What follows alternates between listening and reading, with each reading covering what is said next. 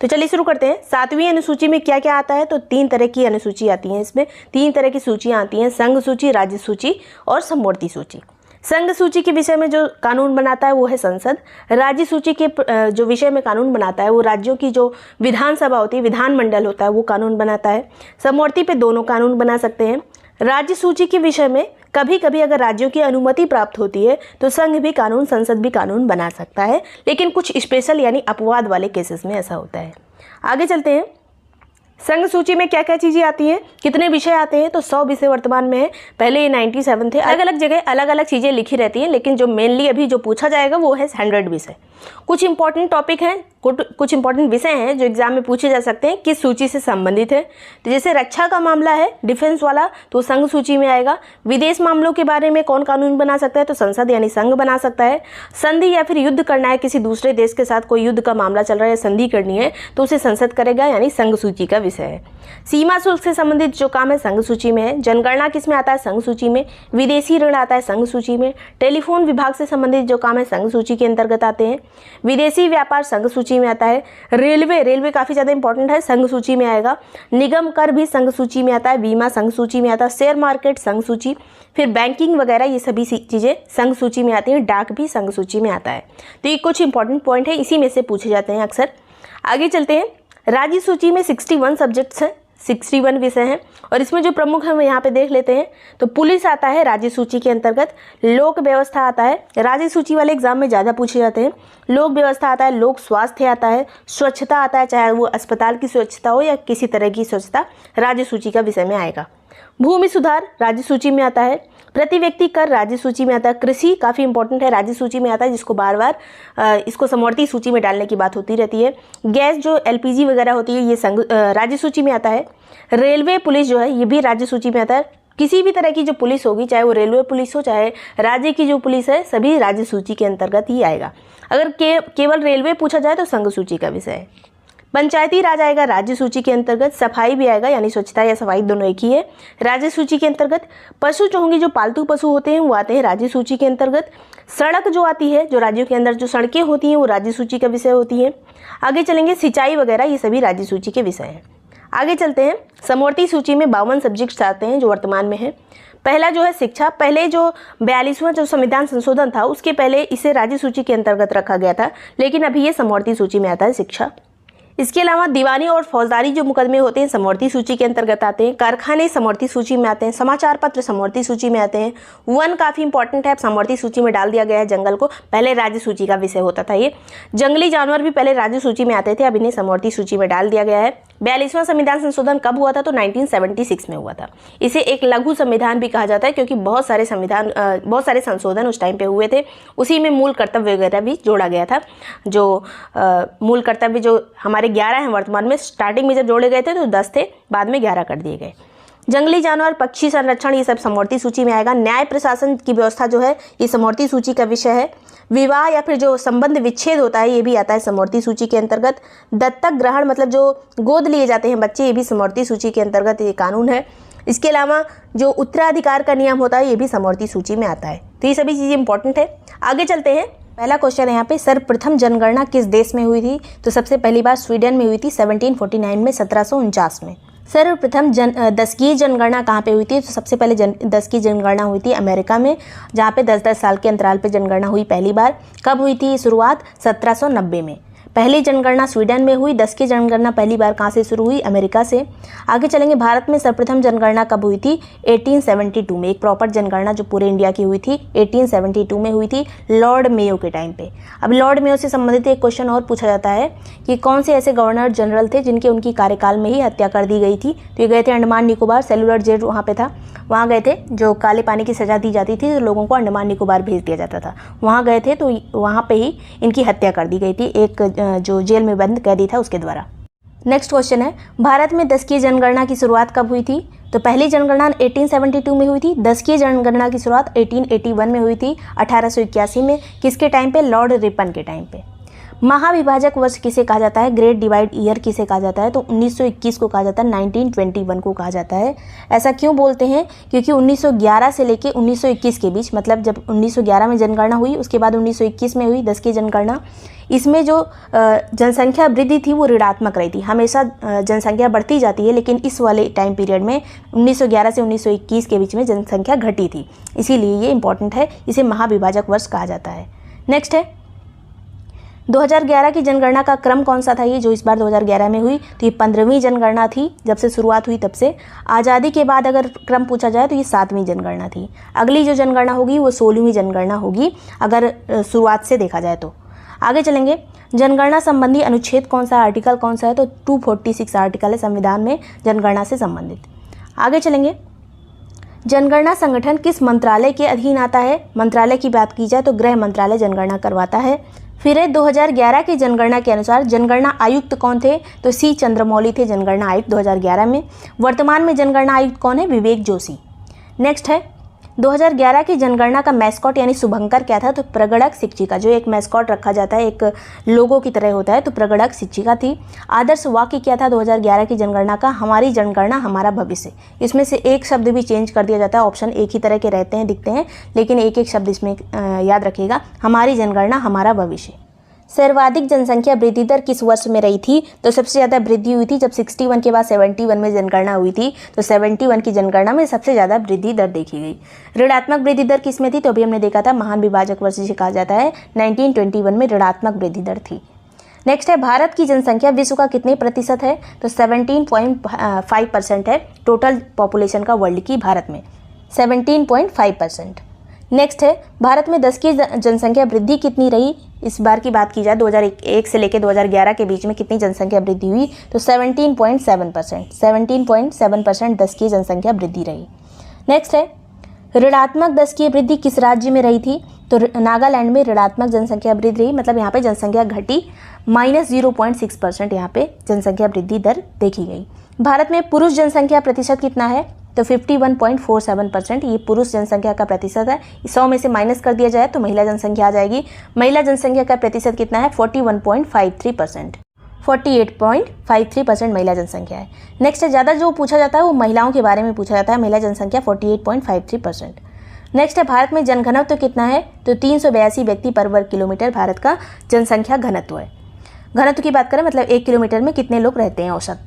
भारत में लिंगानुपात कितना है, तो भारत में लिंगानुपात बढ़ा है, 9:43 है लिंगानुपात। वयस्कों की बात की जा रही है, 9:43 लिंगानुपात, जो कि बढ़ा है पिछली बार से, 10 बढ़ गया है ये। पिछली बार 9:33 था, 2001 में 9:33 था, इस बार 9:43 है।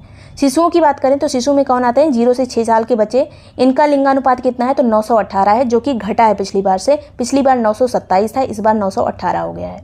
नेक्स्ट है ग्रामीण जनसंख्या की बात करें तो कितने परसेंट है, ये काफ़ी इंपॉर्टेंट क्वेश्चन है। ग्रामीण जनसंख्या 68.8% है ग्रामीण जनसंख्या। अभी 100 में से माइनस कर लिया जाए तो शहरी कितनी आएगी, 31.2%। पूरे इंडिया की बात की जा रही है। नेक्स्ट है साक्षरता की बात करें तो 74% साक्षरता है इंडिया में। और अगर बात की जाए कि आज़ादी के टाइम पे हमारी साक्षरता कितनी थी, तो केवल 18% थी।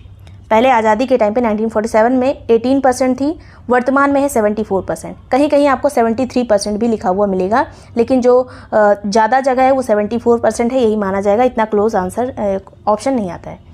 पुरुषों की बात करें तो 82.14 है साक्षरता। महिलाओं का क्वेश्चन ज़्यादा पूछा जाता है, महिलाओं की साक्षरता कितनी है, पूरे इंडिया की बात की जा रही है, 65.46%। नेक्स्ट है सर्वाधिक जनसंख्या वाले राज्य कौन कौन से हैं, तो नंबर 1 पे सबसे ज़्यादा जनसंख्या कहाँ है, उत्तर प्रदेश में। सेकंड नंबर पे महाराष्ट्र आता है, तीसरे नंबर पे बिहार आता है। नेक्स्ट है न्यूनतम जनसंख्या वाले जिले राज्य कौन से हैं, तो सबसे कम जनसंख्या है सिक्किम में, सेकंड नंबर पे आएगा मिजोरम, तीसरे पे अरुणाचल प्रदेश। पहला जरूर याद होना चाहिए, बाकी चाहे याद रहे चाहे नहीं, लेकिन ये वाले में तीनों याद रखना है। सर्वाधिक जनसंख्या वाले में उत्तर प्रदेश नंबर 1, सेकंड पे महाराष्ट्र, तीसरे पे बिहार। न्यूनतम जनसंख्या में सबसे कम जनसंख्या कहाँ पे, सिक्किम में, फिर मिजोरम का नंबर आता है, फिर अरुणाचल प्रदेश। आगे चलेंगे सर्वाधिक जनसंख्या वाले केंद्र शासित प्रदेश कौन से हैं, तो सबसे ज़्यादा जनसंख्या है दिल्ली में, उसके बाद पुदुचेरी का नंबर आता है, फिर चंडीगढ़ का नंबर आता है। सबसे कम जनसंख्या वाला केंद्र शासित प्रदेश कौन सा है पूछा जाए तो लक्षद्वीप में सबसे कम जनसंख्या है। सर्वाधिक जनसंख्या वाला धर्म कौन सा है?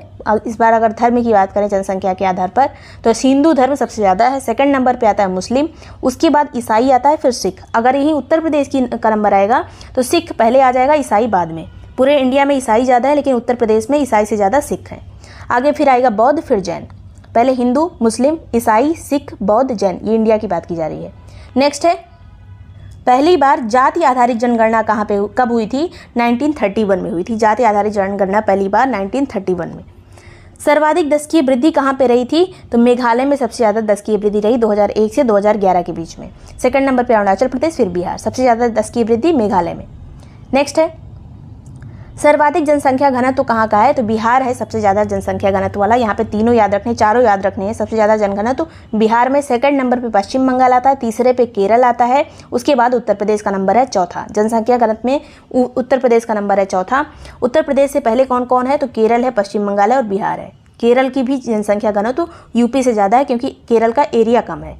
नेक्स्ट है, न्यूनतम जनसंख्या घनत्व किसका है? तो सबसे कम जनसंख्या घनत्व अरुणाचल प्रदेश का, क्योंकि काफ़ी जंगल है, पहाड़ है, यहाँ पे लोग कम रहते हैं, एरिया ज़्यादा है।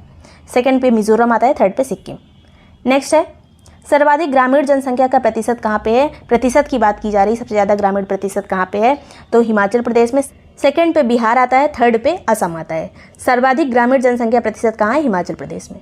नेक्स्ट है, सर्वाधिक ग्रामीण जनसंख्या कहाँ पे है? अभी तक हमने प्रतिशत देखा था ग्रामीण जनसंख्या का। सबसे ज़्यादा ग्रामीण जनसंख्या कहाँ है टोटल देखा जाए तो ओवरऑल? उत्तर प्रदेश में। सेकंड नंबर पे बिहार आ जाएगा, तीसरे पे पश्चिम बंगाल आएगा। नेक्स्ट है, सर्वाधिक शहरी जनसंख्या प्रतिशत कहाँ पे है? प्रतिशत की बात की जा रही है तो सबसे ज़्यादा प्रतिशत है शहरी जनसंख्या का गोवा में, फिर मिजोरम का नंबर आता है, फिर तमिलनाडु का। गोवा नंबर 1 है शहरी जनसंख्या प्रतिशत में। सर्वाधिक जनसंख्या ओवरऑल देखी जाए तो सबसे ज़्यादा है महाराष्ट्र में, सेकंड नंबर पे आता है उत्तर प्रदेश। ये काफ़ी इंपॉर्टेंट है। सबसे ज़्यादा शहरी जनसंख्या कहाँ पे है? महाराष्ट्र में, सेकंड नंबर है उत्तर प्रदेश का, फिर तमिलनाडु। नेक्स्ट है, सर्वाधिक लिंगानुपात कहाँ पे है? तो केरल में सबसे ज़्यादा लिंगानुपात है, फिर आता है तमिलनाडु। पहला याद होना चाहिए इसमें, बस केरल का सबसे ज़्यादा लिंगानुपात है। सबसे कम लिंगानुपात किसका है? हरियाणा का। सर्वाधिक साक्षरता किसकी है? तो यहाँ पे महिलाओं की साक्षरता हो चाहे पुरुषों की साक्षरता हो चाहे ओवरऑल, सब में नंबर 1 है केरल। सबसे कम साक्षरता में चाहे महिलाओं की हो चाहे पुरुषों की, सबसे कम कहाँ की है? बिहार की। सबसे ज़्यादा साक्षरता केरल, सबसे कम साक्षरता बिहार। नेक्स्ट है, सर्वाधिक अनुसूचित जाति यानी एससी की जो पॉपुलेशन है वो कहाँ पे? सबसे ज़्यादा एससी कहाँ रहते हैं? उत्तर प्रदेश में। ये है टोटल ओवरऑल एससी पॉपुलेशन की बात। अगर यहीं पे प्रतिशत की बात की जाए कि टोटल जनसंख्या का ज़्यादा प्रतिशत भाग कहाँ पे एससी का रहता है? तो पंजाब में। प्रतिशतता में सबसे ज़्यादा एससी पंजाब में रहते हैं, ओवरऑल सबसे ज़्यादा एससी उत्तर प्रदेश में रहते हैं। आगे बात करेंगे सबसे कम अनुसूचित जाति यानी एससी कहाँ पे रहते हैं? जनसंख्या के हिसाब से भी, प्रतिशत के हिसाब से भी मिजोरम में, क्योंकि मिजोरम में सबसे ज़्यादा एसटी रहते हैं, मतलब अनुसूचित जनजातियां रहती हैं, यहाँ पे एससीज नहीं रहते। नेक्स्ट है, अब सर्वाधिक अनुसूचित जनजाति यानी एसटी की बात करें प्रतिशतता में तो सबसे ज़्यादा कहाँ पे रहते हैं? सबसे पहले नंबर आएगा लक्षद्वीप का, क्योंकि ये केंद्र शासित प्रदेशों में पहले आ जाता है। केवल राज्यों की बात करें तो मिजोरम नंबर 1 है एसटी पॉपुलेशन में। एसटी पॉपुलेशन में केंद्र शासित प्रदेश और राज्यों को मिला के लक्षद्वीप नंबर 1 है, केवल राज्यों में मिजोरम नंबर 1 है। नेक्स्ट है, सर्वाधिक अनुसूचित जनजाति यानी एसटी की पॉपुलेशन ओवरऑल कहाँ पे ज़्यादा है? प्रतिशत की बात यहाँ पे नहीं की जा रही है। अभी हमने प्रतिशत में देखा था लक्षद्वीप नंबर 1 है, सेकंड पे मिजोरम। अगर ओवरऑल पॉपुलेशन की एसटी की बात करें तो मध्य प्रदेश नंबर 1 है। सबसे ज़्यादा अनुसूचित जनजातियाँ कहाँ पे निवास करती हैं? मध्य प्रदेश में। नेक्स्ट है, सेकंड नंबर पे यहाँ पे महाराष्ट्र है, ये इतना इंपॉर्टेंट नहीं है। फिर है सबसे कम अनुसूचित जनजाति यानी एसटी, ये प्रतिशत में कहाँ पे रहते हैं? सबसे कम की बात की जा रही है। अभी हमने सबसे ज़्यादा वाला देखा था जो लक्षद्वीप और मिजोरम में रहते थे। सबसे कम कहाँ पे रहते हैं? उत्तर प्रदेश में। यहाँ पे जनजातियाँ बहुत कम है, एससीज तो बहुत हैं लेकिन एसटी बहुत कम है। उसके बाद सेकंड नंबर पे आता है तमिलनाडु। प्रतिशतता की बात की जा रही है, सबसे कम उत्तर प्रदेश, सेकंड नंबर पे तमिलनाडु। सर्वाधिक एससी जनसंख्या वाला केंद्र शासित प्रदेश कौन सा है? सबसे ज़्यादा अनुसूचित जाति कहाँ पे है किस केंद्र शासित प्रदेश में? तो दिल्ली में। सर्वाधिक एसटी यानी अनुसूचित जनजाति वाला केंद्र शासित प्रदेश कौन सा है? तो ये हमने अभी देखा लक्षद्वीप में सबसे ज़्यादा एसटीज। सर्वाधिक दशकीय वृद्धि वाला केंद्र शासित प्रदेश कौन सा है? तो सबसे ज़्यादा दशकीय वृद्धि हुई है दादरा और नगर हवेली में, जिसमें अब दमन दीव भी मिक्स हो गया है। इतिहास डिस्कस करेंगे और ये किसी भी आने वाले यूपी के एग्जाम के लिए इंपॉर्टेंट है। सब चीज़ पॉइंट वाइज है, इसलिए कुछ भी इसमें से स्किप नहीं किया जा सकता, हर लाइन इसकी इंपॉर्टेंट है। तो सबसे पहले 1857 का विद्रोह डिस्कस करेंगे। इसमें यूपी की क्या भूमिका रही? तो पहले तो 1857 के विद्रोह को भारत के प्रथम स्वाधीनता संग्राम की संज्ञा किसने दी है? तो वीर सावरकर ने दी है, पूछा जाता है डायरेक्ट। इसके बाद मंगल पांडे जो एक बहुत खास व्यक्ति थे 1857 के विद्रोह में पहली बार विद्रोह करने के लिए सबसे पहले यही आगे आए थे। ये कहाँ से संबंधित है? तो उत्तर प्रदेश के बलिया जिले से, जो हमारा यूपी का सबसे पूर्वी जिला है। ये किस छावनी में थे? तो बैरकपुर छावनी में थे, जो कि कलकत्ता में। किस रेजिमेंट में थे? 34वीं रेजिमेंट में, 34th रेजिमेंट में ये शामिल थे। और इन्होंने 29 मार्च 1857 को लेफ्टिनेंट हेनरी को गोली मार दी थी। जो वहाँ के लेफ्टिनेंट थे हेनरी, उनको गोली मार दी थी। इसी वजह से 8 अप्रैल 1857 को इनको फांसी दे दी गई। इन्होंने गोली कब मारी थी? 29 मार्च को। ये सारी डेट इंपॉर्टेंट है। उसके बाद 8 अप्रैल को 1857 में इन्हें फांसी दे दी गई।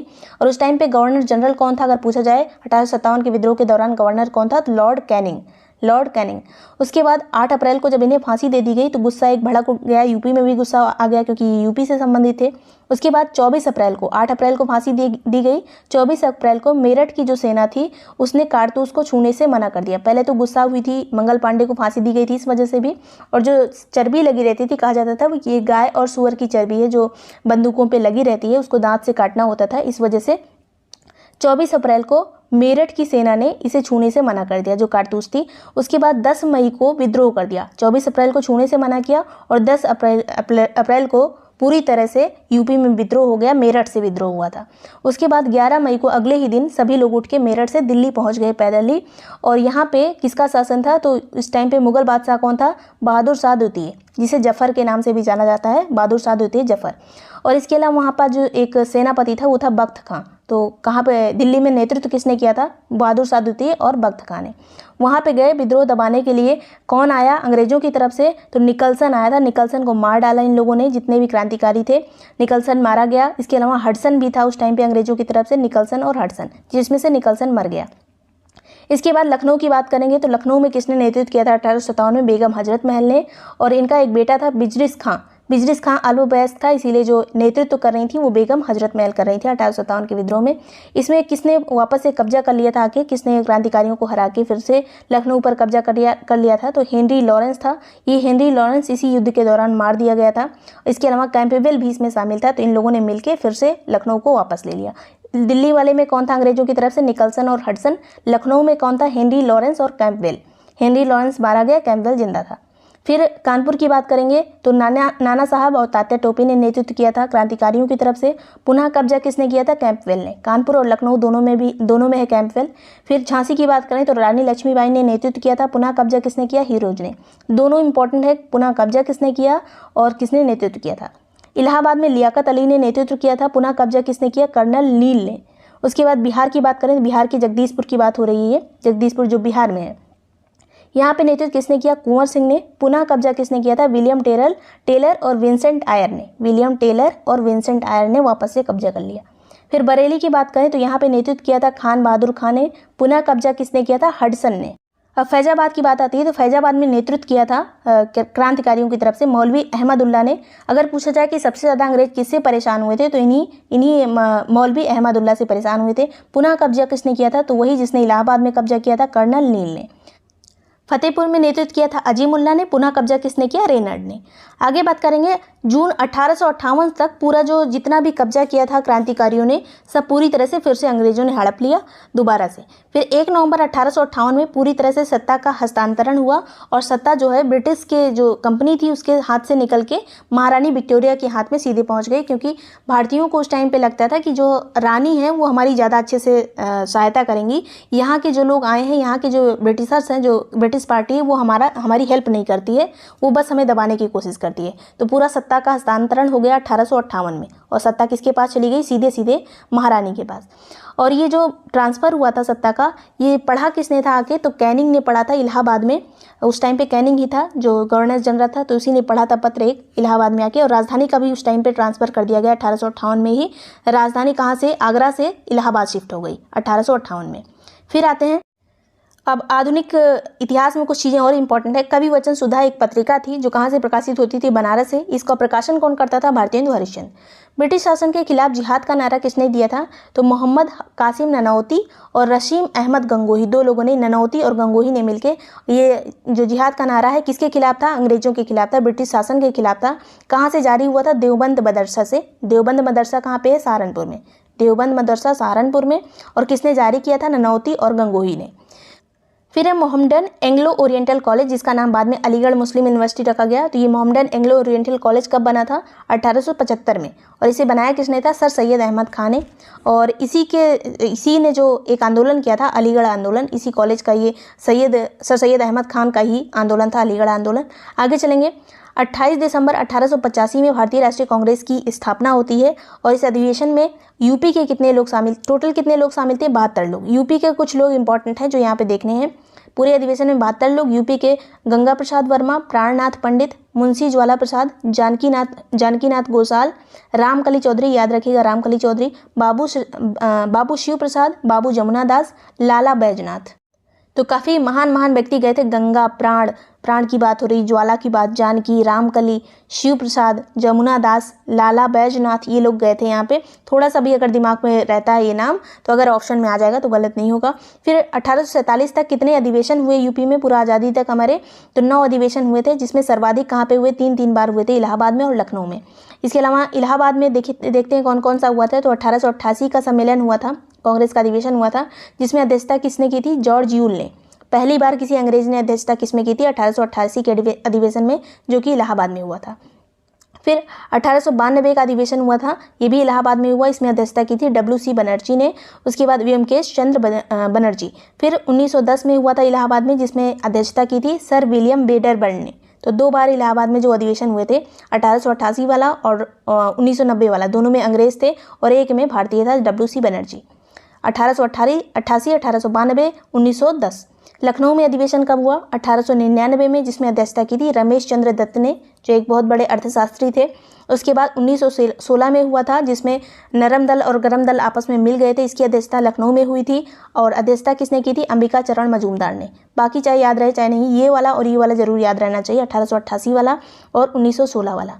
फिर 1936 में हुआ था, 1936 में अध्यक्ष कौन था? जवाहरलाल नेहरू, जो कि लखनऊ में हुआ था। नेक्स्ट है बनारस में अधिवेशन हुआ था 1905 में, अध्यक्ष कौन थे? गोपाल कृष्ण गोखले।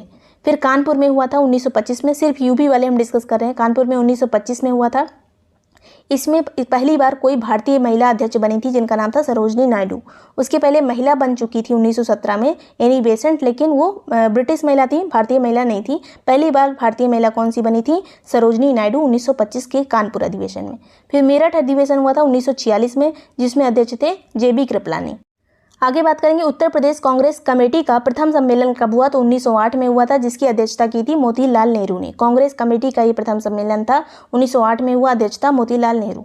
मुरादाबाद का कांग्रेस का प्रांतीय सम्मेलन हुआ था मुरादाबाद में, जिसमें असहयोग आंदोलन को स्वीकार किया गया। पहली बार प्रस्ताव स्वीकार कहाँ पे किया गया था? मुरादाबाद के प्रांतीय सम्मेलन में, जिसके अध्यक्ष थे भगवान दास। यह सम्मेलन कब हुआ था? 1920 में, और 1920 का ही असहयोग आंदोलन भी है। फिर चौरी चौरा कांड, जो कि लखनऊ में हुआ था, ये कब हुआ था? 4 फरवरी 1922 में, जिसमें हिंसा हुई थी। उसके बाद गांधी जी ने असहयोग आंदोलन वापस ले लिया था, जिसमें 23 पुलिसकर्मी की मृत्यु हो गई थी, जो थाना जला दिया गया था। और ये जो आंदोलन वापस कब लिया गया? ये चौरी चौरी घटना हुई 4 फरवरी को, आंदोलन वापस हुआ 12 फरवरी को। असहयोग आंदोलन की वापसी कब हुई? 12 फरवरी को। और इस टाइम पे एक काशी विद्यापीठ की भी स्थापना हुई थी इस आंदोलन के दौरान, असहयोग आंदोलन के दौरान। ये किसने की थी? शिव प्रसाद गुप्ता ने। 1920 में ही एक और संस्था बनी थी, जिसका नाम था अलीगढ़ मुस्लिम यूनिवर्सिटी। तो अलीगढ़ मुस्लिम यूनिवर्सिटी 1920 में बनी थी। इससे पहले 1916 में बन चुकी थी, जिसका नाम था काशी हिंदू विश्वविद्यालय, और ये थी काशी विद्यापीठ, जिसकी स्थापना की थी शिव प्रसाद गुप्ता ने। फिर आता है नवंबर 1928 में साइमन कमीशन का जो विरोध हुआ था, उसमें लखनऊ से नेतृत्व किसने किया था? तो लखनऊ से नेतृत्व किया था जवाहरलाल नेहरू ने। पूछा जाए अगर कि साइमन कमीशन भारत कब आया था? तो 3 फरवरी 1928 को। लखनऊ से विरोधी कौन था? जवाहरलाल नेहरू। फिर है स्वराज पार्टी, जिसकी स्थापना इलाहाबाद में हुई थी 1923 में। उसमें कौन किसने स्थापना की थी? तो इसमें अध्यक्ष थे चित्तरंजन दास और महासचिव कौन थे? मोतीलाल नेहरू। सब यूपी की ही बातें हो रही हैं, इसलिए ये वाली पार्टी इंपॉर्टेंट है। स्वराज पार्टी स्थापना हुई थी इलाहाबाद में 1923 में। अध्यक्ष कौन थे? चित्तरंजन दास और महासचिव मोतीलाल नेहरू। फिर भारतीय कम्युनिस्ट पार्टी का पहला सम्मेलन कहाँ पे हुआ था? तो 1925 में हुआ था, कानपुर में। बाबा रामचंद्र ने प्रतापगढ़ में अवध किसान सभा का गठन कब किया था? 1920 में।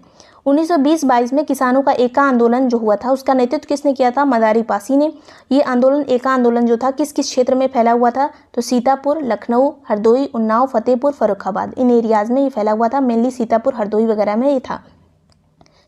हिंदुस्तान रिपब्लिकन एसोसिएशन की स्थापना कब हुई थी? 1924 में। कहाँ पे हुई थी? कानपुर में। इसमें जो व्यक्ति थे कौन कौन थे? सचिंद्र सान्याल, चंद्रशेखर आज़ाद, रामप्रसाद बिस्मिल, ये लोग थे। मेनली जो नाम इंपॉर्टेंट है वो है सचिंद्र सान्याल का नाम। और ये स्थापना किसने की थी? कहाँ पे हुई थी? कानपुर में 1924 में, हिंदुस्तान रिपब्लिकन एसोसिएशन। उसके बाद इसने एक काम किया था हिंदुस्तान रिपब्लिकन एसोसिएशन ने, जो कि काम था काकोरी ट्रेन जो एक्शन वाला काम था। इसका डकैती नाम अब चेंज करके एक्शन कर दिया गया है। 9 अगस्त 1925 में हुआ था। इसका नाम अब कर दिया गया है काकोरी ट्रेन एक्शन। फिर इसमें किसको किसको फांसी हुई थी? तो 4 लोगों को फांसी हुई थी। रामप्रसाद बिस्मिल को फांसी दी गई थी गोरखपुर में, अशफाक उल्ला खां को फैजाबाद में, मैचिंग में आता है काफ़ी, राजेंद्र लाहिड़ी को गोंडा में और रोशन सिंह को नैनी में फांसी दी गई थी। रामप्रसाद बिस्मिल गोरखपुर, अशफाक उल्ला खां फैजाबाद। यहाँ पे खां लिखा है उल्ला खां, तो ये फैजाबाद इसे थोड़ा सा मुस्लिम नाम लग रहा है। राजेंद्र लाहिड़ी गोंडा, रोशन सिंह नैनी। फिर आगे बात करेंगे इसमें मुकदमा किसने लड़ा था? जो मेन अभियुक्त मतलब मुकदमा लड़ने वाले मेन जो थे वो थे चंद्रभानु गुप्त। इन लोगों की तरफ से इन्होंने मुकदमा लड़ा था। फिर है हिंदुस्तान सोशलिस्ट रिपब्लिकन एसोसिएशन की स्थापना कब हुई थी? अभी तक जो हमने देखा था उसमें सोशलिस्ट वर्ड नहीं लगा था। Hindustan Republican association 1924, Hindustan socialist Republican association की स्थापना 1928 में हुई थी, दिल्ली में हुई। उसमें जो मेन व्यक्ति थे वो थे सचिंद्र सान्याल, और हिंदुस्तान सोशलिस्ट रिपब्लिकन एसोसिएशन में जो मेन व्यक्ति हैं वो है चंद्रशेखर आज़ाद। चंद्रशेखर आज़ाद को वीर गति कब प्राप्त हुई थी? तो 27 फरवरी 1931 को। 27 फरवरी 1931 कहाँ पे? अल्फ्रेड पार्क, जिसे अब चंद्रशेखर आज़ाद पार्क के नाम से जाना जाता है या फिर कंपनी गार्डन इसी को कहते हैं। तो ये इलाहाबाद में स्थित है। पहला चुनाव कब हुआ था? 1937 में हुआ था। इंडिया का जो यूपी का और इंडिया का किसी का भी मान ले, पहला चुनाव 1937। और इसमें कांग्रेस को कितनी सीटें मिली थी? 134 सीट। उसके बाद द्वितीय विश्व युद्ध में शामिल होने के मुद्दे पर जो जितने भी कांग्रेसी थे सबने इस्तीफा दे दिया था, क्योंकि बिना भारत का से पूछे उन्होंने भारत को शामिल कर लिया था द्वितीय विश्व युद्ध में। तो ये इस्तीफा कब दिया गया था? तो अक्टूबर 1939 में, 1939 में इस्तीफा दे दिया था जितने भी कांग्रेस से चुने हुए लोग थे।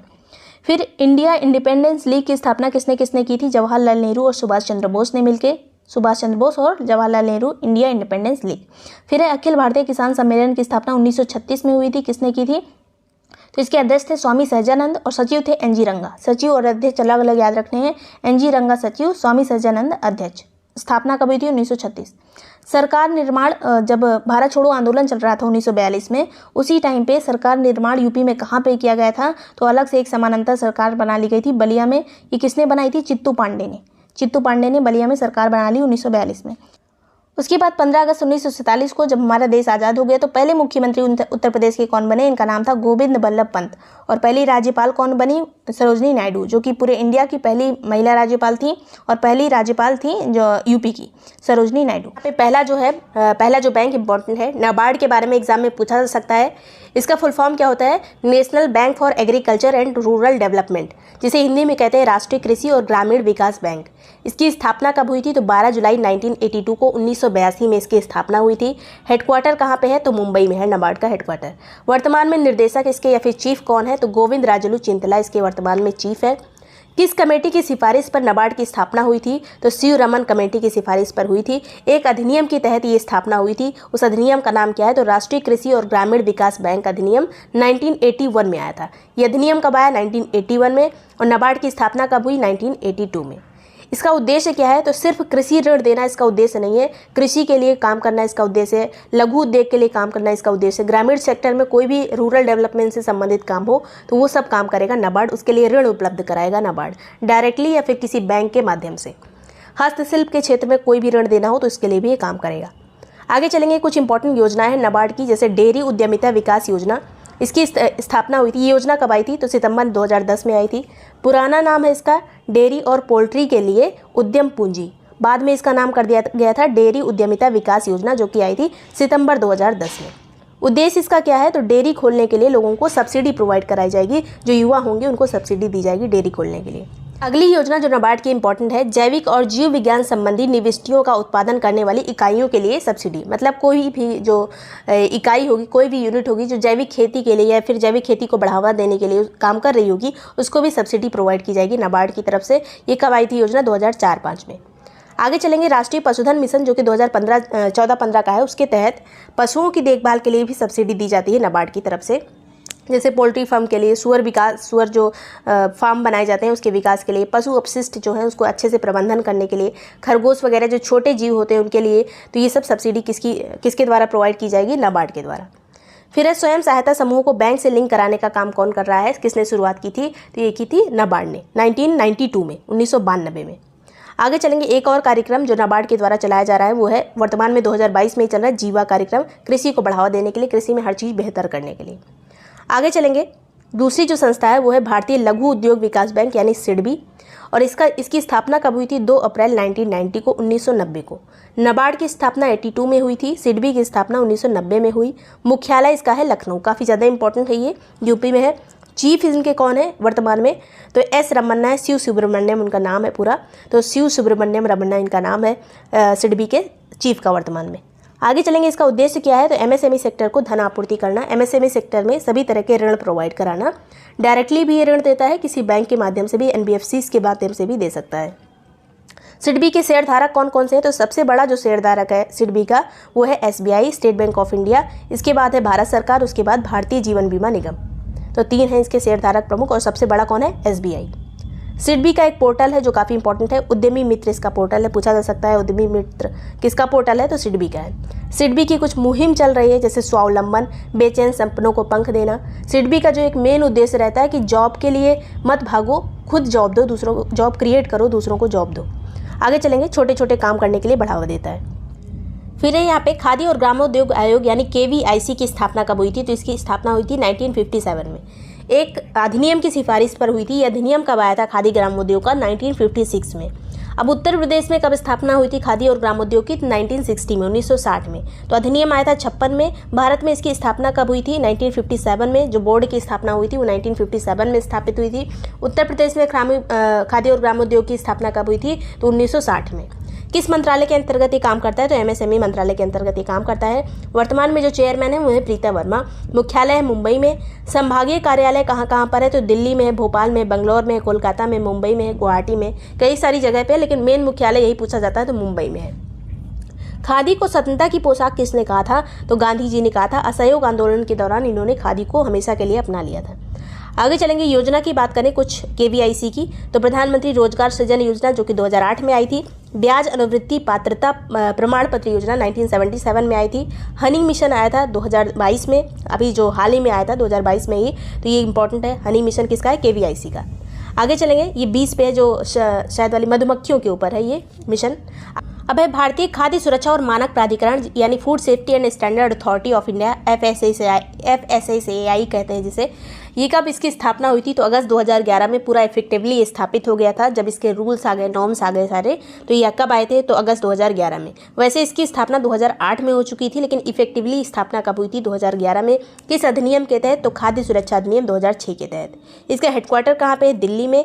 वर्तमान में चीफ कौन है 2022 में? तो राजेश भूषण। लेटेस्ट चीफ जो वर्तमान में है 2022 में, राजेश भूषण।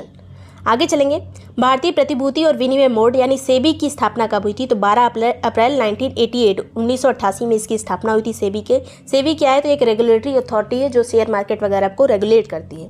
वैधानिक स्थापना इसकी कब हुई थी? तो 30 जनवरी 1992 में।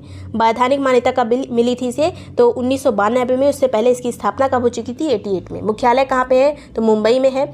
अन्य कार्यालय भी इसके देश भर में फैले हुए हैं, तो नई दिल्ली में, कोलकाता में, चेन्नई में है, अहमदाबाद में है। वर्तमान अध्यक्ष इसकी कौन है? तो माधवी पुरी बुच है, जो कि सेबी की पहली महिला जो है अध्यक्ष बनी है। तो चलिए शुरू करते हैं। संसद में अगर बात करें किस भाग में दिया हुआ है संसद, तो संविधान के भाग 5 में दिया हुआ है। अगर आर्टिकल की बात करें तो आर्टिकल 79 है, लेकिन बहुत सारी चीज़ें 79 से 122 के बीच में है। अगर केवल संसद के बारे में अगर आर्टिकल पूछा जाए तो केवल 79 है, लेकिन अगर संसद का गठन, संरचना, अवधि, अधिकारी वगैरह और जो प्रक्रिया है, विशेषाधिकारी, ये सभी चीज़ें 79 से 122 तक हैं, 122 तक हैं। तो यहाँ तक है ये पूरा संसद के बारे में, 79 से 122 तक। अब संसद के अंग क्या क्या हो सकते हैं? तो संसद के 3 अभिन्न अंग हैं। यहाँ पे राष्ट्रपति भी माना जाता है, संसद का एक अभिन्न अंग है राष्ट्रपति। दूसरा नंबर है यहाँ पर राज्यसभा का, तीसरा नंबर है लोकसभा का। अब राज्यसभा का आर्टिकल कौन सा है? तो आर्टिकल आता है 80 में। राज्यसभा किस आर्टिकल में? संविधान के आर्टिकल 80 में। लोकसभा किस में है? आर्टिकल 81 में है। इसके अलावा जो राज्यसभा इसे उच्च सदन भी कहा जाता है, लोकसभा को निचला सदन भी कहा जाता है। राज्यसभा में जो चुनने की सदस्य बनने की आयु होती है वो 30 साल होती है, मतलब ये लोग बड़े हैं, मतलब उच्च सदन है ये। और जो लोकसभा है इसमें निचला सदन इसलिए कहा जाता है क्योंकि यहाँ पे जो सदस्य बनने की न्यूनतम आयु होती है वो 25 साल होती है। ये सब अभी हम आगे पढ़ेंगे। आगे बात करते हैं, राष्ट्रपति जो है ये संसद के किसी भी सदन का सदस्य नहीं होता है। अगर बात करें राष्ट्रपति की तो न ये लोकसभा का सदस्य होगा ना ही राज्यसभा का सदस्य होगा, लेकिन ये संसद का एक अभिन्न अंग माना जाता है। क्यों माना जाता है? क्योंकि संसद के दोनों सदनों द्वारा जो विधेयक पारित किया जाता है वो तब तक कानून नहीं बन पाता जब तक कि राष्ट्रपति उस पर अपने हस्ताक्षर नहीं करता है। जब तक कि राष्ट्रपति स्वीकृति न दे दे तब तक कोई भी कानून नहीं बनेगा, वो विधेयक ही रहेगा। आगे बात करते हैं, राष्ट्रपति के जो अन्य काम होते हैं, जैसे दोनों सदनों का अगर सत्र आहूत करना है, अगर कोई साधारण विधेयक से संबंधित कोई प्रॉब्लम आ रही है तो दोनों सदनों को, लोकसभा राज्यसभा दोनों की बैठक कौन बुलाता है? तो राष्ट्रपति बुलाता है। इसके अलावा सत्रावसान का काम भी राष्ट्रपति का है, लोकसभा को विघटित करने का भी काम। इस तरह से राष्ट्रपति के कई सारे कार्य हैं जो हम राष्ट्रपति स्पेशल चैप्टर में पढ़ेंगे। यहाँ पे देख लीजिए, सत्र आहूत करना, सत्रावसान करना, लोकसभा को विघटित करना, अध्यादेश जारी करना जब कोई सत्र ना चल रहा हो। आगे बात करते हैं, भारतीय संसद किस संसद पर आधारित है? तो ब्रिटेन की संसद पर आधारित है। जैसे हमारे यहाँ निचला सदन उच्च सदन होता है, वैसे ही वहाँ पे भी है। इसके अलावा बात करते हैं पूरा डिटेल में राज्यसभा के बारे में। तो राज्यसभा किस अनुसूची में दिया हुआ है? तो चौथी अनुसूची में राज्यसभा का उल्लेख किया गया है संविधान की। कितनी सीटें होती हैं? तो अधिकतम 250 सीटें हो सकती हैं राज्यसभा में। वर्तमान में कितनी सीटें हैं? तो 245 हैं। राज्यसभा में 250 सीटें हो सकती हैं, 250 सीटें। वर्तमान में 245 सीटें हैं। अब इन 250 में जो 238 सदस्य होते हैं वो राज्यों और संघ शासित प्रदेशों से होते हैं। 250 में से 238 जो है राज्यों और यूटी से होंगे, यूनियन टेरिटरीज से होंगे। इसके अलावा जो 12 सदस्य होते हैं वो राष्ट्रपति के द्वारा मनोनीत किए जाते हैं। अब जो मनोनीत किए जाते हैं ये 12 सदस्य, ये किन किन क्षेत्रों से हो सकते हैं? तो एक तो कला से हो सकते हैं, दूसरा साहित्य से हो सकते हैं, तीसरा विज्ञान से हो सकते हैं, तीसरा और चौथा है यहाँ पर समाज सेवा से। केवल यही 4 फील्ड हैं जिससे हो सकते हैं। अब कला में कई चीज़ें आ जाती हैं, जैसे खेल भी आ गया, और खेलों से संबंधित और बहुत सारी चीज़ें होती हैं, वो सभी कला में ही आ जाएंगी।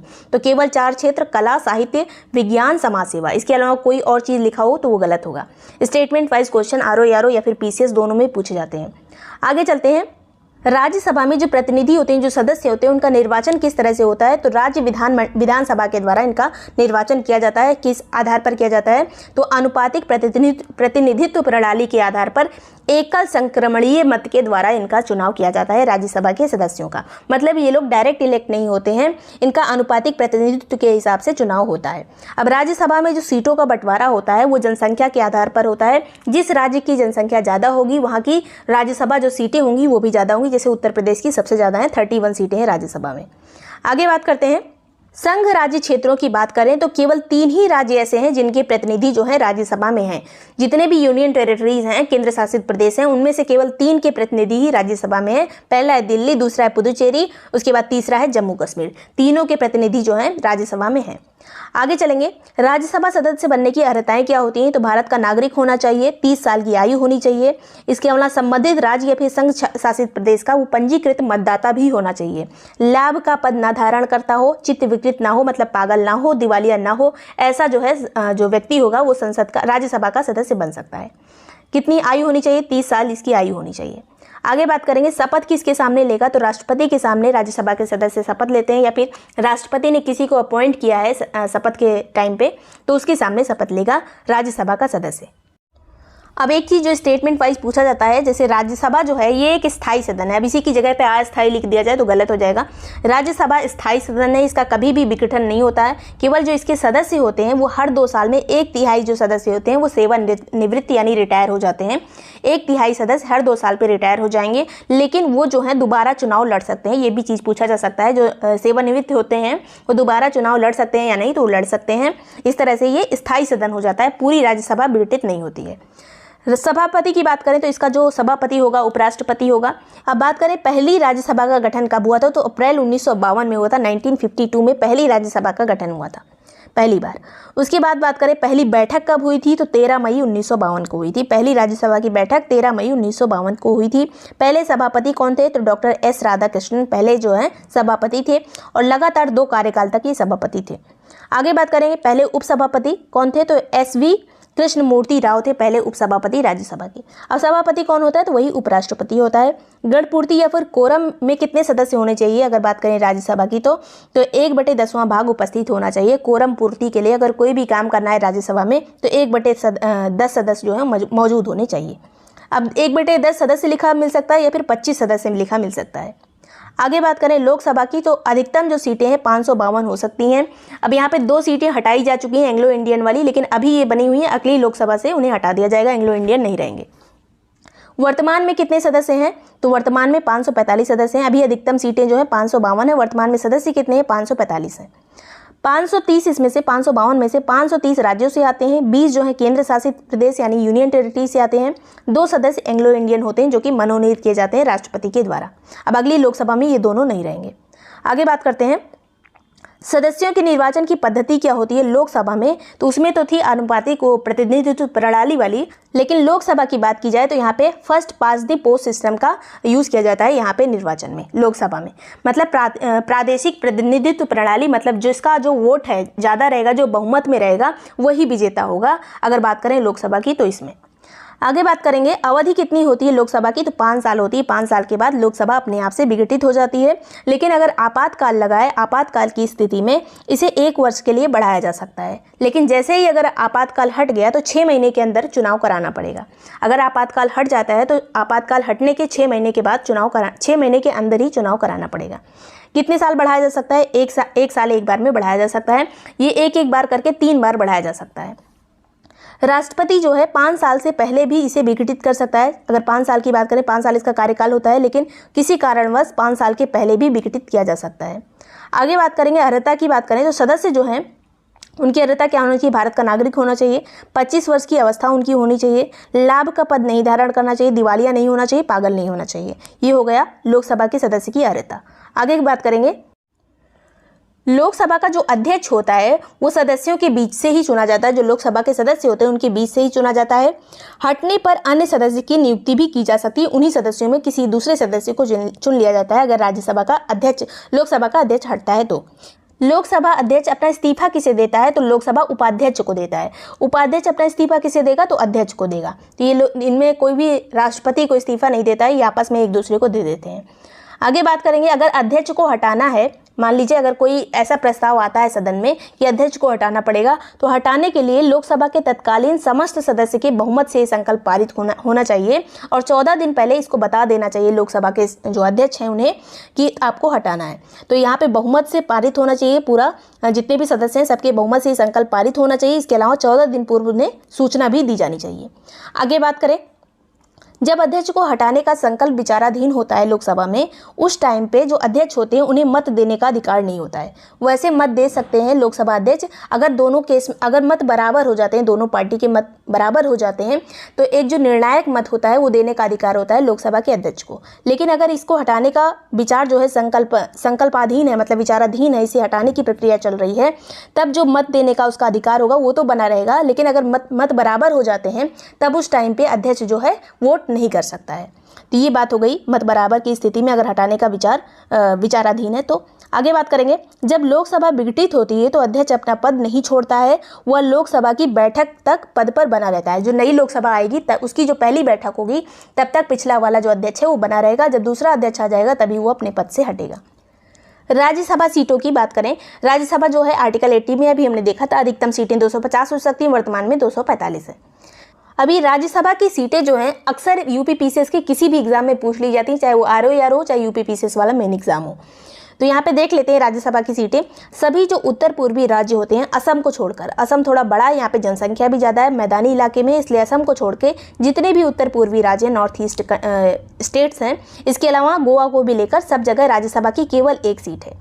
उत्तर पूर्व के सभी राज्यों में और गोवा सहित 1 सीट है केवल राज्यसभा की। अब दूसरा बात करते हैं उत्तराखंड और हिमाचल प्रदेश, ये भी पहाड़ी एरियाज हैं। उत्तराखंड और हिमाचल प्रदेश में दोनों जगह जो राज्यसभा की सीट है वो 3-3 सीट है। जम्मू कश्मीर की बात करें तो यहाँ पे 4 सीट है राज्यसभा की। इसके अलावा छत्तीसगढ़ और हरियाणा की बात करें तो यहाँ पे 5 सीट है। छत्तीसगढ़ में भी 5 है, हरियाणा में भी 5 है। दोनों एक साथ इसलिए लिखा है क्योंकि दोनों में ही 5-5 है, एक साथ याद करने में आसानी होगी। आगे बात करेंगे झारखंड में 6 सीटें हैं। झारखंड में राज्यसभा की 6 सीट है। असम, तेलंगाना और पंजाब में 7 सीट है। असम, तेलंगाना और पंजाब में 7 सीट है। केरल में 9 सीटें हैं। राजस्थान और उड़ीसा में 10-10 सीटें हैं। राजस्थान और उड़ीसा में 10-10 सीटें हैं। केरल में 9 थी।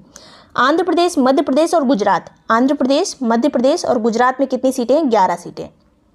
कर्नाटक में 12 सीटें हैं। पश्चिम बंगाल और बिहार में 16 सीटें हैं। पश्चिम बंगाल और बिहार में 16 सीटें हैं। तमिलनाडु में राज्यसभा की 18 सीटें हैं।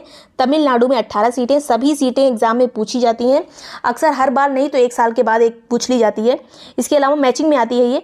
महाराष्ट्र की बात करें तो यहाँ 19 सीटें हैं। उत्तर प्रदेश की बात करें तो सबसे ज़्यादा 31 सीटें हैं। और उत्तर प्रदेश में लोकसभा की कितनी सीट है? तो लोकसभा की 80 सीट है। उत्तर प्रदेश में लोकसभा की 80 सीट है। राज्यसभा की 31 सीट है। पुदुचेरी में 1 सीट है। केंद्र शासित प्रदेश पुदुचेरी की राज्यसभा में 1 सीट है। दिल्ली की 3 सीटें हैं। पुदुचेरी की 1 सीट, दिल्ली की 3 सीट और अभी हमने एक और केंद्र शासित प्रदेश देखा था, जम्मू कश्मीर, जिसकी 4 सीटें हैं। ये हैं 4 सीटें। तो ये सभी चीज़ें इंपॉर्टेंट थी। यूपी कैबिनेट के बारे में सबसे पहले मुख्यमंत्री योगी आदित्यनाथ का ये जो दूसरा वाला टर्म है ये शुरू हो चुका है। तो मुख्यमंत्री ने कौन कौन से विभाग अपने पास रखे हैं? तो गृह मंत्री, जो गृह मंत्रालय वाला विभाग है वो रखा है अपने पास। आवास और शहरी नियोजन वाला विभाग रखा है। कार्मिक विभाग रखा है। तो राजस्व सहित टोटल 25 विभाग अपने पास इन्होंने रखे हैं। जो सबसे ज़्यादा इंपॉर्टेंट है वो है गृह, आवास और शहरी नियोजन। आगे चलेंगे, उप मुख्यमंत्री केशव प्रसाद मौर्य, इनके पास कौन कौन से विभाग हैं? तो ग्राम विकास और ग्राम समग्र का जितना भी अभियंत्रण वाला विकास है, ग्राम से संबंधित जितने विकास हैं वो केशव प्रसाद मौर्य के पास हैं। इसके अलावा खाद्य प्रसंस्करण इनके पास है। मनोरंजन है। सार्वजनिक उद्यम से जो रिलेटेड जो टैक्स होता है वो सभी केशव प्रसाद मौर्य के पास है। आगे चलेंगे, अगले जो उप मुख्यमंत्री हैं जिनका नाम है ब्रजेश पाठक, इनके पास कौन कौन सा विभाग है? तो चिकित्सा शिक्षा, स्वास्थ्य, परिवार कल्याण और माता और शिशु कल्याण जो विभाग है वो ब्रजेश पाठक के पास है। आगे चलेंगे, जल शक्ति मंत्रालय काफ़ी इंपॉर्टेंट है, ये स्वतंत्र देव सिंह के पास है। आगे है गन्ना विकास मंत्रालय, ये चौधरी लक्ष्मी नारायण के पास है। पशुपालन और दुग्ध विकास धर्मपाल के पास है। पीडब्ल्यूडी विभाग किसके पास है? तो जितिन प्रसाद के पास। और ये बहुत इंपॉर्टेंट है, बेबी रानी मौर्य जो पहले उत्तराखंड की गवर्नर भी रह चुकी हैं, राज्यपाल रह चुकी हैं, उनके पास विभाग है महिला कल्याण मंत्रालय का, अब उत्तर प्रदेश में।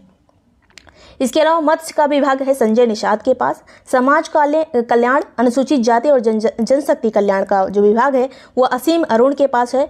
कृषि मंत्री कौन है? सूर्य प्रताप शाही उत्तर प्रदेश के। बेसिक शिक्षा मंत्री हैं संदीप सिंह। पंचायती राज मंत्री हैं भूपेंद्र चौधरी। ये कैबिनेट वाले मंत्री काफ़ी इंपॉर्टेंट थे। इसके अलावा कुछ और चीज़ें पॉलिटी के अंतर्गत जो पूछी जा सकती हैं वो यहाँ डिस्कस करेंगे। अब यहाँ पे अंतरिम सरकार का गठन देख लेते हैं कब हुआ था। तो 2 सितंबर 1946 में हुआ था। और ये आने वाले किसी भी एग्जाम्स के लिए टॉपिक काफ़ी ज़्यादा इंपॉर्टेंट हो सकते हैं, इसलिए इसको ध्यान से देखिएगा। संविधान सभा की पहली बैठक कब हुई थी? तो 9 दिसंबर 1946 को हुई थी। पहले जो अस्थायी अध्यक्ष बने थे संविधान सभा के वो डॉक्टर सच्चिदानंद सिन्हा बने थे। उसके बाद 11 दिसंबर 1946 को स्थायी सदस्य अध्यक्ष किसे बनाया गया था? तो राजेंद्र प्रसाद को बनाया गया था। तो पहले स्थायी अध्यक्ष पूछा जाए तो राजेंद्र प्रसाद, अस्थायी पूछा जाए तो सच्चिदानंद सिन्हा। पहली बैठक कब हुई थी? 9 दिसंबर 1946। नेक्स्ट है संविधान अंगीकृत या फिर संविधान दिवस हम किस दिन मनाते हैं? तो 26 नवंबर 1946 को हम संविधान दिवस मनाते हैं। और ये लागू कब हुआ था? 26 जनवरी 1950 को, जिस दिन हमारा गणतंत्र दिवस होता है। सांविधिक सलाहकार कौन थे उस टाइम पे? तो BN राव थे। संविधान सभा में कितनी महिलाएं शामिल थी? तो 15 महिलाएं शामिल थीं। अब कुछ प्रमुख समितियां थी और उनके अध्यक्ष मैचिंग वगैरह में पूछे जाते हैं। तो संघ संविधान समिति, इसके जो अध्यक्ष थे जवाहरलाल नेहरू थे। संघ से रिलेटेड कुछ भी आएगा उसके अध्यक्ष जवाहरलाल नेहरू थे। संचालन और नियम समिति के अध्यक्ष थे डॉक्टर राजेंद्र प्रसाद। प्रारूप समिति के अध्यक्ष थे डॉक्टर भीमराव अम्बेडकर। इसके अलावा जो प्रारूप समिति को ड्राफ्टिंग कमेटी भी कहा जाता है। मौलिक अधिकार और अल्पसंख्यक वाली जो समिति थी उसके अध्यक्ष थे सरदार वल्लभ भाई पटेल। मूल अधिकार की जो उप समिति थी, यहाँ पे उप समिति की बात की जा रही है, ये थे JB कृपलानी इसके अध्यक्ष। अल्पसंख्यक उप समिति के जो अध्यक्ष थे HC मुखर्जी थे। संघ शक्ति समिति के अध्यक्ष थे जवाहरलाल नेहरू। प्रांतीय संविधान समिति के अध्यक्ष थे वल्लभ भाई पटेल, सरदार वल्लभ भाई पटेल। अब भाग भी पूछे जाते हैं कि कौन सा भाग किस विषय से संबंधित है। तो टोटल 22 भाग हैं। वैसे अगर टोटल लिया जाए जो ABCD ऐसे जोड़ दिया जाता है उस तरह से 25 भाग हो जाते हैं, लेकिन अगर मूल रूप से देखा जाए तो केवल 22 भाग हैं, बाद में बाकी जोड़े गए थे। पहला भाग जो है उसमें संघ और उसका राज्य क्षेत्र। दूसरे में ये काफ़ी पूछा जाता है, दूसरे में आता है नागरिकता। तीसरे में पूछा जाता है क्या है तीसरा? तो मौलिक अधिकार है, तीसरा है मौलिक अधिकार। चौथा है नीति के निर्देशक तत्व, ये आता है चौथे में। फिर मूल कर्तव्य, ये भी काफ़ी ज़्यादा इंपॉर्टेंट है, ये है 4A में 4A में। संघ सरकार किसमें रखा गया है, किस भाग में, तो संघ सरकार को 5वें नंबर पर रखा गया है। राज्य सरकार को 6वें नंबर पर। पहले संघ आएगा 5वें पे, फिर राज्य सरकार आएगी 6वें नंबर पे। अब एक कौन सा भाग जो निरसित कर दिया गया है, 7वां भाग अब हटा दिया गया है संविधान से। 8वें भाग में क्या है, तो संघ राज्य क्षेत्र। यहाँ पे हमने संघ की बात 5 में कर ली थी, राज्य सरकार की बात 6 में कर ली थी, 7 कुछ नहीं है, 8 में संघ राज्य जो यूनियन टेरिटरीज होते हैं उनके बारे में। अब पंचायत किस में, ये लेखपाल के एग्जाम के लिए काफ़ी इंपॉर्टेंट है। तो पंचायत है 9वें भाग में, नगर पालिका 9A में है, 9B में क्या है, सहकारी समितियाँ। ये तीनों काफ़ी इंपॉर्टेंट है। 9 में पंचायत, 9A में नगर पालिका, 9B में सहकारी समितियाँ। आगे चलेंगे, भाग 10 में क्या है, तो अनुसूचित जाति और जनजाति से संबंधित जो क्षेत्र आते हैं वो भाग 10 में आएंगे। भाग 11 में संघ और राज्यों के बीच संबंध आएगा, और 12 में ये इतना इंपॉर्टेंट नहीं है लेखपाल के एग्जाम के लिए, बाकी जो पहले वाले थे वो ज़्यादा इंपॉर्टेंट थे। 12वें में आएगा वित्त, संपत्ति, संविदाएं और वाद। ये जो चीज़ें हैं ये आरओ एग्जाम के लिए काफ़ी ज़्यादा इंपॉर्टेंट है। आगे चलेंगे, 13वें नंबर पर भारत के राज्य क्षेत्र के भीतर व्यापार, वाणिज्य और समागम की स्वतंत्रता। फिर 14 नंबर पे आएगा संघ और राज्यों के अधीन सेवाएं, ये भी इंपॉर्टेंट है। 14 नंबर संघ और राज्यों के अधीन सेवाएं। 15 भी इंपॉर्टेंट है, 15 में आता है निर्वाचन, जो हर एग्जाम में लगभग पूछा जाता है। फिर 16 नंबर पे कुछ वर्गों के लिए विशेष उपबंध। 17 में आता है राजभाषा, जो काफ़ी इंपॉर्टेंट है। 18 में आता है आपात उपबंध, तो आपातकाल के बारे में किस में है, किस भाग में, 18 नंबर में। फिर आता है यहाँ पे 19 नंबर ये प्रकीर्ण के लिए, 20 नंबर संविधान संशोधन के लिए। ये वो 20वां वाला इंपॉर्टेंट है, और यहाँ पे 17 और 18 इंपॉर्टेंट है। 17 है राजभाषा, 18 है आपात उपबंध, 20वां है संविधान संशोधन। उसके बाद यहाँ पे 21वां नंबर आता है अस्थायी विशेष उपबंध। अस्थायी विशेष उपबंध 21 नंबर। 22 में आता है संक्षिप्त नाम, उसके बाद प्रारंभ और निरसन, ये सभी 22 में आते हैं। कुछ ही इसमें इंपॉर्टेंट है, उसको ध्यान रखिएगा। आगे चलते हैं, अब आते हैं कुछ इंपॉर्टेंट आर्टिकल्स हैं। आर्टिकल 52 है भारत के राष्ट्रपति से संबंधित। 55 है यहाँ पर राष्ट्रपति के निर्वाचन से संबंधित। भारत का राष्ट्रपति आएगा 52 में। 55 में आएगा राष्ट्रपति की निर्वाचन पद्धति।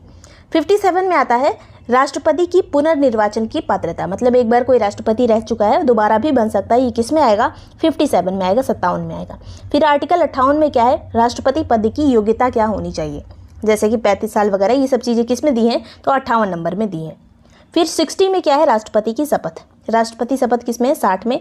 राष्ट्रपति पर महाभियोग जो काफ़ी ज़्यादा पूछा जाता है, 61 में है। राष्ट्रपति की क्षमा दान की शक्ति किस में है, 72 में, 72 में। फिर 74 में है राष्ट्रपति को सलाह देने के लिए एक मंत्रिपरिषद होगी, तो मंत्रिपरिषद का उल्लेख किस में, 74 में।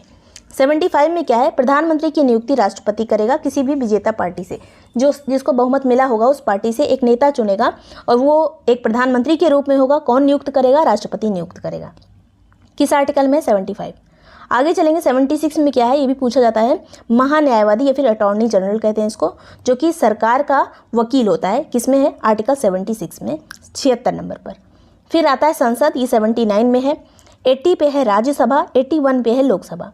जो बड़ी वाली जो सदन होती है उसको राज्यसभा कहा जाता है, जो छोटी सदन होती है उसे लोकसभा कहा जाता है। यहाँ पे मेंबर्स की बात नहीं हो रही है, जो एक बुजुर्गों की एक संस्था कही जाती है उसे राज्यसभा कहा जाता है, इसलिए इसे बड़ा माना जाता है।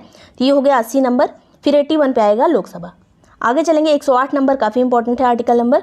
इसमें है संयुक्त बैठक का प्रावधान। अगर किसी भी बिल में जो मतभेद हो रहा है, कोई एक सामान्य बिल है उसमें मतभेद हो रहा है, तो संयुक्त बैठक का भी प्रावधान है 108 के अंतर्गत। और इसकी अध्यक्षता कौन करेगा, अध्यक्षता करेगा लोकसभा का अध्यक्ष। ये बैठक होगी संयुक्त बैठक, इसकी अध्यक्षता लोकसभा का अध्यक्ष करेगा। और इस संयुक्त बैठक कौन बुलाएगा, तो राष्ट्रपति बुलाएगा। आगे चलेंगे, धन विधेयक किसमें आता है, तो 110 नंबर पे। 112 पे क्या है, तो वार्षिक वित्तीय विवरण, जिसे हम नॉर्मल लैंग्वेज में बजट बोल देते हैं, लेकिन बजट शब्द का उल्लेख संविधान में कहीं नहीं है, तो इस तरह की क्वेश्चन पूछे जाते हैं। 117 में है वित्त विधेयक। 123 में अध्यादेश है, काफ़ी ज़्यादा इंपॉर्टेंट है ये। 124 में सुप्रीम कोर्ट के बारे में बताया गया है। 148 में CAG के बारे में बताया गया है, जिसे कहते हैं नियंत्रक और महालेखा परीक्षक। 148 में आता है। राज्यपाल किस में आता है, तो 155 में आता है, ये भी काफ़ी ज़्यादा इंपॉर्टेंट है। इसके अलावा 263 में अंतर्राज्यीय परिषद का उल्लेख किया गया है। आर्टिकल 338 में राष्ट्रीय अनुसूचित जाति आयोग के बारे में बताया गया है। 338A में राष्ट्रीय अनुसूचित जनजाति आयोग का गठन की बात की गई है। फिर 352 में क्या है, आपातकाल। 356 में है राष्ट्रपति शासन। 360 में है वित्तीय आपातकाल। तीनों एक साथ याद रखिए, 52, 56 और 60। आगे चलेंगे, संविधान संशोधन किस में आता है, 368 में, काफ़ी ज़्यादा इंपॉर्टेंट ये आर्टिकल है। इसके अलावा वित्त आयोग ये आता है 280 में। आर्टिकल 312 क्या है, तो ये है अखिल भारतीय सेवाएं। तो इतने आर्टिकल्स काफ़ी बार बार एग्जाम में रिपीट करते हैं। वीडियो पसंद आया हो तो लाइक और सब्सक्राइब कर लीजिएगा। So much watching, great time.